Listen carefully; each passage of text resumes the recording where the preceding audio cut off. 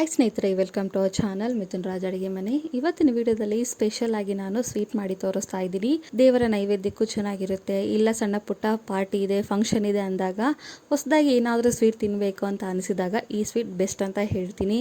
ಇಲ್ಲ ಮಕ್ಕಳು ಕೇಳಿದಾಗ, ನೀವು ಸ್ವೀಟ್ ತಿನ್ನಬೇಕು ಅಂತ ಆಸೆ ಆದಾಗ ಹೆಲ್ತಿಯಾಗಿ ಟೇಸ್ಟಿಯಾಗಿ ಕಡಿಮೆ ಸಮಯದಲ್ಲಿ ಈ ಸ್ವೀಟ್ ಮಾಡಿಕೊಡಿ. ಟ್ರಸ್ಟ್ ಮೀ, ಒಂದು ಸಾರಿ ಮಾಡ್ಕೊಂಡು ತಿಂದರೆ ಪದೇ ಪದೇ ಇದೇ ಸ್ವೀಟ್ ಬೇಕು ಅಂತಾರೆ, ಇದೇ ಸ್ವೀಟ್ ಮಾಡ್ತೀರಾ ಕೂಡ, ಅಷ್ಟು ರುಚಿಯಾಗಿರುತ್ತೆ. ತಡ ಮಾಡದೆ ವಿಡಿಯೋ ಸ್ಟಾರ್ಟ್ ಮಾಡೋಣ. ಮೊದಲನೇದಾಗಿ ಒಂದು ಕುಕ್ಕರಲ್ಲಿ 1 ಟೀ ಲೋಟದಷ್ಟು ಹೆಸರುಬೇಳೆನ ಹಾಕ್ತಾ ಇದ್ದೀನಿ. ನೀವು ಕಪ್ಪಿನ ಮೆಜರ್ಮೆಂಟಲ್ಲಾದರೂ ತೊಗೋಬೋದು, ಇಲ್ಲ ಟೀ ಲೋಟದ ಸಹಾಯದಿಂದ ಆದರೂ ಮೆಜರ್ಮೆಂಟ್ನ ತೊಗೋಬೋದು. ಸಣ್ಣ ಊರಿನಲ್ಲಿ ಇದನ್ನು ಹುರ್ಕೋಬೇಕು. ಮೀಡಿಯಂ ಫ್ಲೇಮ್ ಅಥವಾ ಸಣ್ಣ ಊರಿನ ಮಧ್ಯೆ ಇಟ್ಕೊಂಡು ಹುರ್ಕೊಳ್ಳಿ. ಒಂದು 2 ನಿಮಿಷ ಲೋ ಫ್ಲೇಮಲ್ಲೇ ಹುರ್ಕೊಂಡ್ರೆ ಹೆಸರುಬೇಳೆ ಚೆನ್ನಾಗಿ ಹುರಿದಿರುತ್ತೆ. ನೋಡಿದ್ರೆ ರೆಡಿ ಆಗಿದೆ. ಇಷ್ಟಾದರೆ ಸಾಕು. ಇದಕ್ಕಿಂತ ಜಾಸ್ತಿ ಚೇಂಜ್ ಆಗಬೇಕು, ಬಣ್ಣ ಬರಬೇಕು ಅನ್ನೋದೇನಿಲ್ಲ. ಒಂದು ಸಾರಿ ಹೆಸರುಬೇಳೆನ ಕಂಪ್ಲೀಟಾಗಿ ಹುರ್ಕೊಂಡಿದ್ಮೇಲೆ ಗ್ಯಾಸ್ ಆಫ್ ಮಾಡಿಕೊಂಡು ಒಂದು 2 ನಿಮಿಷ ತಣ್ಣಗಾದ್ಮೇಲೆ ನಂತರ ಇದಕ್ಕೆ ನೀರು ಹಾಕಿ 1-2 ಸರಿ ನೀಟಾಗಿ ತೊಳ್ಕೊಬೇಕು. ಏನಾದರೂ ಕಸ ಕಡ್ಡಿ ಇದ್ದರೆ ಕ್ಲೀನ್ ಆಗುತ್ತೆ. ಸ್ವಲ್ಪ ತಣ್ಣಗಾಗಲಿ, ತಣ್ಣಗಾದ್ಮೇಲೆ ಮಾತ್ರ ನೀರು ಹಾಕ್ಕೊಂಡು ನೀಟಾಗಿ ವಾಶ್ ಮಾಡ್ಕೊಳ್ಳಿ. ನೆಕ್ಸ್ಟ್ ಅದೇ ಟೀ ಲೋಟದ ಸಹಾಯದಿಂದ 1 ಕಪ್ ಹೆಸರುಬೇಳೆಗೆ 2 ಕಪ್ ನೀರು ಹಾಕಿಬಿಟ್ಟು ಇನ್ನೊಂದ್ಸರಿ ನೀಟಾಗಿ ಕಲಿಸ್ಕೊಂಡು ಐ ಫ್ಲೇಮಲ್ಲಿ 3 ವಿಸಿಲ್ ಬರೋವರೆಗೂ ಕೂಗಿಸ್ಕೋಬೇಕು. ನೆನಪಿಲ್ಲಿ ಐ ಫ್ಲೇಮಲ್ಲೇ ಕೂಗಿಸ್ಕೊಳ್ಳಿ. 3 ವಿಸಿಲ್ ಕಂಪಲ್ಸರಿಯಾಗಿ ಕೂಗಿಸ್ಕೊಳ್ಳಿ. ಒಂದ್ಸರಿ ಎಲ್ಲವೂ ಕೂಗಿಸ್ಕೊಂಡ್ಮೇಲೆ ಗ್ಯಾಸ್ನ ಆಫ್ ಮಾಡಿಬಿಟ್ಟು ಅಷ್ಟರೊಳಗೆ ನಾವು ಇನ್ನೊಂದು ಪ್ರಾಸೆಸ್ ಮಾಡ್ಕೊಳ್ಳೋಣ. ಯಾವುದಾದ್ರೂ ಒಂದು ಪಾತ್ರೆಯಲ್ಲಿ ಅದೇ ಟೀ ಲೋಟದ ಮೆಜರ್ಮೆಂಟಲ್ಲಿ 2 ಲೋಟದಷ್ಟು ನಾನು ಬೆಲ್ಲನ ಹಾಕ್ತಾ ಇದ್ದೀನಿ. ನೆಕ್ಸ್ಟು 1/4 ಲೋಟದಷ್ಟು ನೀರು ಹಾಕ್ತಿದ್ದೀನಿ. ಮೆಜರ್ಮೆಂಟ್ ಕರೆಕ್ಟಾಗಿ ಮಾಡ್ಕೊಳ್ಳಿ, ಸ್ವೀಟ್ ಪರ್ಫೆಕ್ಟ್ ಆಗುತ್ತೆ. ನೀವು ಸ್ವೀಟು ಸ್ವಲ್ಪ ಜಾಸ್ತಿ ಬೇಕು ಅಂದರೆ 2.5 ಕೂಡ ಹಾಕ್ಕೋಬೋದು ಬೆಲ್ಲನ. ನಾವು ಸ್ವೀಟ್ ಕಡಿಮೆ ತಿಂತೀವಿ ಅಂದರೆ 1.5 ಲೋಟದಷ್ಟು ಬೆಲ್ಲನ ಕೂಡ ಹಾಕ್ಕೊಂಡು ಮಾಡ್ಕೋಬೋದು. ಮೀಡಿಯಂ ಫ್ಲೇಮಲ್ಲಿ ಇಟ್ಕೊಂಡು ಗ್ಯಾಸನ್ನು ಬೆಲ್ಲ ಕರಗಿಸ್ಕೋಬೇಕು. ಪಾಕ ಬರಬೇಕು ಅನ್ನೋದೇನಿಲ್ಲ, ಜಸ್ಟ್ ಬೆಲ್ಲ ಕರಗಿದ್ರೆ ಸಾಕು. ನೋಡಿದ್ರೆ ತಿರುಗಿಸ್ತಾ ಇದ್ದಂಗೆಲ್ಲ ಬೆಲ್ಲ ಕರಗಿ ಈ ರೀತಿ ಆಗಿದೆ. ಒಂದ್ಸರಿ ಎಲ್ಲ ಬೆಲ್ಲ ಕರಗಿದ ಮೇಲೆ ಗ್ಯಾಸನ್ನು ಆಫ್ ಮಾಡಿಕೊಂಡು ಪಕ್ಕಕ್ಕೆ ಎತ್ತಿಟ್ಕೊತೀನಿ. ಅಷ್ಟರೊಳಗಡೆ ಕುಕ್ಕರ್ ವಿಸಿಲ್ ಕೂಡ ಹೋಗಿರುತ್ತೆ. ಈ ರೀತಿ ಸೌಟಿಂದ ಜಸ್ಟ್ ಸ್ಮ್ಯಾಶ್ ಮಾಡ್ಕೊಳ್ಳಿ. ಸಣ್ಣಗೆ ಪೇಸ್ಟ್ ಥರ ಮಾಡ್ಕೋಬೇಕು ಅನ್ನೋದೇನಿಲ್ಲ, ಜಸ್ಟ್ ಸ್ಮ್ಯಾಶ್ ಮಾಡಿಕೊಂಡ್ರೆ ಸಾಕು. 1 ನಿಮಿಷ ಇದನ್ನು ನೀಟಾಗಿ ಸ್ಮ್ಯಾಶ್ ಮಾಡ್ಕೊಂಡಿದ್ಮೇಲೆ ಈ ರೀತಿ ರೆಡಿಯಾಗಿರುತ್ತೆ ನೋಡಿ, ಪೇಸ್ಟ್ ಥರ.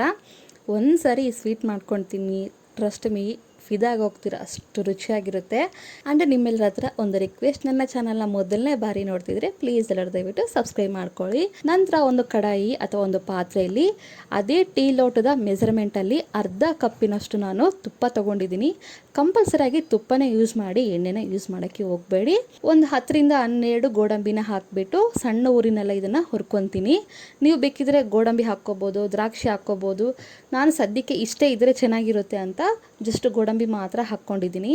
ಎಲ್ಲವೂ ನೀಟಾಗಿ ಹುರ್ಕೊಂಡಿದ ಮೇಲೆ ಈ ಗೋಡಂಬಿನ ಒಂದು ಬೌಲಲ್ಲಿ ಹಾಕಿ ಎತ್ತಿಟ್ಕೊತೀನಿ. ಗೋಡಂಬಿ ಹುರಿದಿದ ಮೇಲೆ ನಂತರ ಅದೇ ತುಪ್ಪಕ್ಕೆ ನಾನು 1/4 ಲೋಟದಷ್ಟು ಸಣ್ಣ ರವೆ, ಸೂಜಿ ಅಂತ ಕರೀತಾರಲ್ಲ, ಸೂಜಿ ಚಿರೋಟಿ ರವೆ ಅಂತ ಕರೀತಾರಲ್ಲ, ಅದನ್ನು 1/4 ಲೋಟದಷ್ಟು ನಾನು ಹಾಕ್ತಾ ಇದ್ದೀನಿ. ಅದೇ ಟೀ ಲೋಟದ ಮೆಜರ್ಮೆಂಟ್ ಪ್ರಕಾರನೇ 1/4 ಲೋಟದಷ್ಟು ಹಾಕ್ಕೊಳ್ಳಿ, ಜಾಸ್ತಿ ಬೇಡ.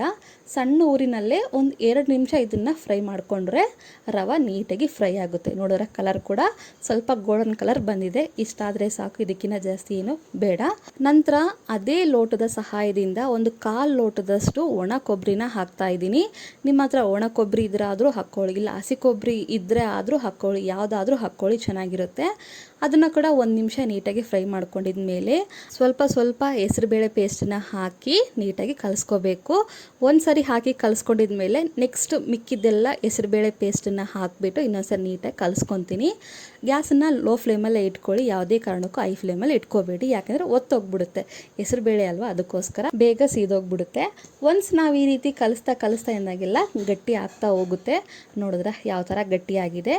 ಇಷ್ಟಾದರೆ ಸಾಕು. ಇವಾಗ ಇದಕ್ಕೆ ನಾನು ಆಲ್ರೆಡಿ ರೆಡಿ ಮಾಡ್ಕೊಂಡಿರುವಂಥ ಬೆಲ್ಲದ ನೀರನ್ನು ಹಾಕ್ಕೊತಾ ಹೋಗ್ತೀನಿ. ಇದನ್ನು ಫಿಲ್ಟ್ರ್ ಮಾಡಿ ಹಾಕ್ಕೊಳ್ಳಿ, ಶೋಧಿಸ್ಕೊಂಡು ಹಾಕ್ಕೊಂಡ್ರೆ ಕಸ ಕಡ್ಡಿ ಏನಾದರೂ ಇದ್ದರೆ ಸ್ವಲ್ಪ ನೀಟಾಗಿ ಫಿಲ್ಟ್ರ್ ಆಗುತ್ತೆ. ನೋಡಿದ್ರೆ ನಾನು ತೊಗೊಂಡಿರೋದು ಆರ್ಗ್ಯಾನಿಕ್ ಬೆಲ್ಲ ಆಗಿರೋದ್ರಿಂದ ಅಷ್ಟು ಕಸ ಕಡ್ಡಿ ಏನೂ ಇಲ್ಲ. ಎಲ್ಲ ಬೆಲ್ಲದ ನೀರನ್ನು ಹಾಕಿದ ಮೇಲೆ ಗ್ಯಾಸನ್ನು ಲೋ ಫ್ಲೇಮಲ್ಲಿ ಅಥವಾ ಮೀಡಿಯಂ ಫ್ಲೇಮಲ್ಲಿ ಇಟ್ಕೊಂಡು ನೀಟಾಗಿ ಕಲಿಸ್ಕೋಬೇಕು.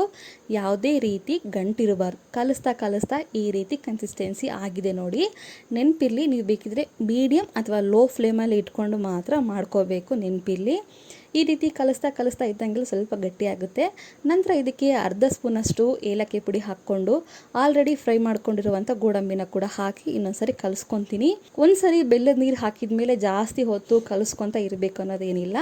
ಒಂದು 2-3 ನಿಮಿಷ ಇದನ್ನು ನೀಟಾಗಿ ಕಲಿಸ್ಕೊಂಡು ಮೀಡಿಯಂ ಫ್ಲೇಮಲ್ಲಿ 2-3 ನಿಮಿಷ ಇದನ್ನು ಕುದಿಸ್ಕೊಂಡ್ರೆ ತುಂಬಾ ಸಿಂಪಲ್ ಆಗಿರುವಂಥ ಹೆಸರುಬೇಳೆ ಹಲ್ವಾ ರೆಡಿನೇ ಆಗೋಗುತ್ತೆ. ಗ್ಯಾಸನ್ನು ಆಫ್ ಮಾಡ್ಕೊಳ್ಳಿ. ಕನ್ಸಿಸ್ಟೆನ್ಸಿ ಹೀಗೆ ಇರಬೇಕಾದ್ರೆ ಆಫ್ ಮಾಡ್ಕೊಳ್ಳಿ. ಇಲ್ಲ ಅಂತಂದರೆ ನೀವು ಗಟ್ಟಿ ಇರಬೇಕಾದ್ರೆ ಆಫ್ ಮಾಡಿಕೊಂಡ್ರೆ ಆರಷ್ಟರೊಳಗೆ ಇನ್ನೂ ಸ್ವಲ್ಪ ಗಟ್ಟಿ ಆಗುತ್ತೆ. ಅದಕ್ಕೋಸ್ಕರ ಹೇಳ್ತಿದ್ದೀನಿ. ನೋಡಿದ್ರೆ ಆರಿದ ಮೇಲೆ ಎಷ್ಟು ಗಟ್ಟಿಯಾಗಿದೆ.